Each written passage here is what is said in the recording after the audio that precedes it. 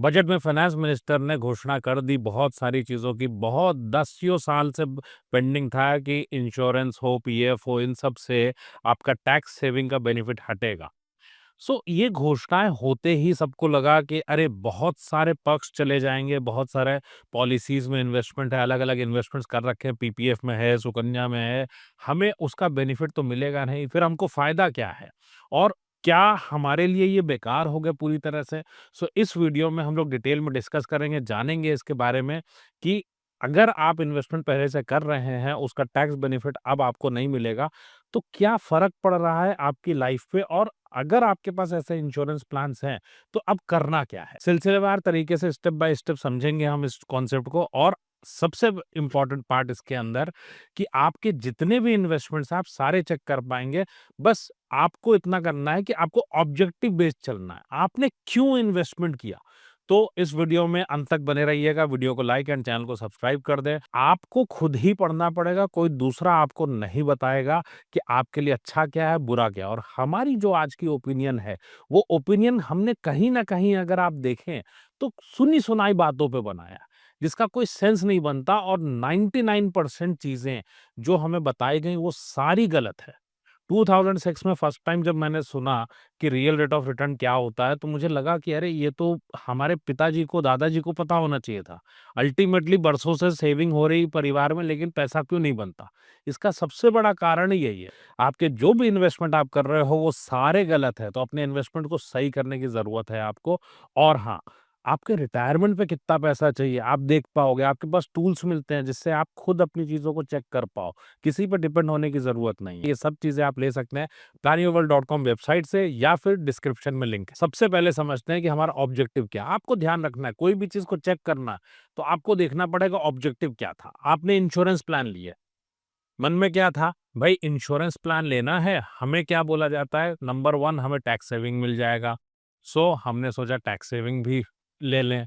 दूसरा, हमें क्या एहसास हुआ कि भाई हमारे जीवन में एक रिस्क है, रिस्क कवर भी मिल जाएगा, तो रिस्क कवर भी ले लिया जाए। हमने इसको भी ले लिया। एंड थर्ड पार्ट जो नॉर्मल इंश्योरेंस वाले हमें समझाते हैं कि सर आपकी वेल्थ भी बनेगी। तो ये तीनों चीजों को मिला के हमें एक फील आया कि लाओ हम इंश्योरेंस में इन्वेस्टमेंट कर देते हैं। और हमारे मन में मेनली फील क्या है कि टैक्स सेविंग करनी है तो कर देते। तो हमारे तीन ऑब्जेक्टिव हैं, तो एक एक करके हम लोग इसको देखते हैं ऑब्जेक्टिव के बेसिस पे। तो सबसे पहले लेता हूं आपका टैक्स सेविंग का ऑब्जेक्टिव।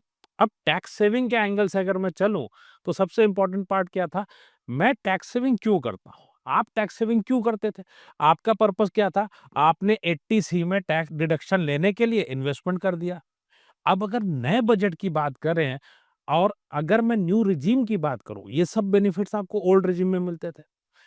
आप अगर इसी साल दो तरह की चीजें हुई, एक न्यू रिजीम में आप जाते हो तो आज का एक टैक्सेशन है जो कि फाइनेंशियल ईयर 24-25 के लिए वैलिड है, और अगला एक फाइनेंशियल ईयर है जो कि अप्रैल से शुरू होगा।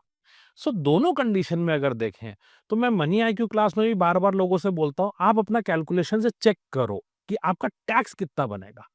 भाई आपके सामने दो चीजें हैं, एक, मैं सारे डिडक्शंस क्लेम करूं, मैं एचआरए भी ले लूं, मैं इसके अंदर में होम लोन के बेनिफिट भी ले लूं, सारे बेनिफिट लेने के बाद अल्टीमेटली ओल्ड रिजिम में आपका टैक्स कितना बन रहा और न्यू रिजिम में आपका टैक्स क्या बन रहा।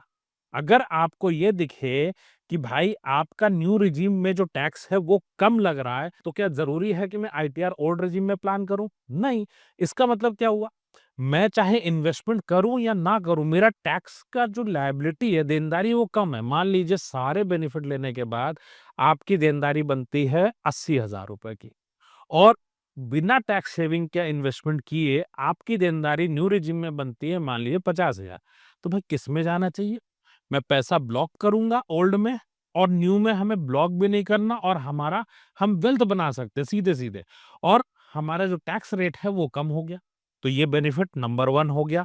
कोई पर्क हमारा खराब नहीं हुआ, हमारे बेनिफिट ज्यादा हैं। नंबर टू पॉइंट हमारा आता है रिस्क कवर। अब जब बात आती है रिस्क कवर की, तो रिस्क कवर के एंगल से अगर चलूं, मुझे क्या चाहिए, मुझे ऐसा प्लान चाहिए जिस प्लान में मुझे सबसे ज्यादा रिस्क कवर मिले। नॉर्मली क्या होता है, आपने 50,000 रुपए का प्रीमियम दिया, इस पर से एक छोटा हिस्सा, पता चला 50,000 के सामने आपका कवर है 10 लाख का, और आपको हैरानी होगी जान के, इस 10 लाख के कवर के लिए हार्डली हो सकता है आपका जो एक्चुअल प्रीमियम हो वो 2,000 रुपया हो मात्र। मतलब आप कहोगे ये कौन सी बात हुई? यस, 48,000 रुपए आपके इन्वेस्टमेंट के नाम के और 2,000 रुपए आपके रिस्क के नाम के। सो अगर मैं इसको अलग अलग कर दूं दोनों चीजों को, तो बेहतर क्या है? आप 2,000 हो 4,000 हो, हम मान लेते हैं 4,000 का है, 4,000 का प्लान अलग ले लो, और अगर 46 का प्लान बचा तो 46 का प्लान अलग से इन्वेस्ट कर दो पैसे को। क्यों? आपका पर्पस क्या था? अगर मैं पर्पस पे वापस जाऊं, तो पर्पस क्या हुआ हमारा? सबसे पहला टैक्स का हमने डिस्कस कर लिया, दूसरे नंबर पर risk cover. So risk cover के एंगल से मुझे पॉलिसी चाहिए अच्छी, ताकि अगर मैं अपने परिवार में नहीं हूं तो मुझे कवर ठीक मिल जाए और मेरे परिवार प्रोटेक्टेड रहे, और मेरे बाद भी उनकी जो लाइफस्टाइल है वो सही रहे। फिर नेक्स्ट पॉइंट आया वेल्थ का।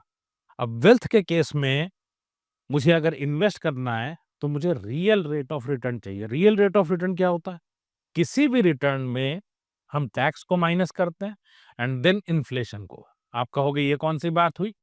भाई आप बताओ, अगर आपके पास 1 लाख रुपए है और अगले साल अगर इसकी वैल्यू 1,07,000 रुपए नहीं है, तो ये पैसा घटा या बढ़ा? सो 1 लाख की वैल्यू 1,07,000 कम से कम चाहिए, क्योंकि हम कुछ तो करेंगे। अगर मान लीजिए मेरे बच्चे के लिए फीस का अमाउंट है, तो भी वो फीस 1,10,000 होगी 1 साल बाद। मैं अगर इसी की बात करूं, आटा चावल दाल इन सब चीजों की बात करूं, तो भी 1,07,000।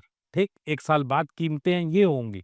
दूध की बात कर लूं, आप कहोगे 1 लाख का तो नहीं होता, लेकिन सिंबॉलिक है, मेरा पैसा तो घट रहा है ना। आप एम्प्लॉयर से लड़ते हो कि आपको इंक्रीमेंट चाहिए, आप किसी भी चीज की बात कर लो, हर एक चीज जुड़ा हुआ है इन्फ्लेशन के साथ। मैं अपना रिटर्न इन्फ्लेशन से कम बनाऊं तो मेरा तो नुकसान हुआ। सो 1 लाख का 1,07,000 चाहिए। तो इंडिया में जितने इन्वेस्टमेंट की मैं बात करूं, इंश्योरेंस में क्या गारंटीड वाले जो भी प्लान है आपको 7% से ऊपर देते हैं। आप कहोगे वो तो रिस्क कवर के लिए, मैंने रिस्क कवर को अलग कर दिया। मैं बात कर रहा हूं फिर से आपको याद दिलाने के लिए 46,000 रुपए की। ये 46,000 रुपए इन्वेस्टमेंट का है। 4,000 रुपए तो मैंने आपका रिस्क प्रीमियम अलग कर दिया, जिसपे 10 लाख का आपने कवरेज ले लिया।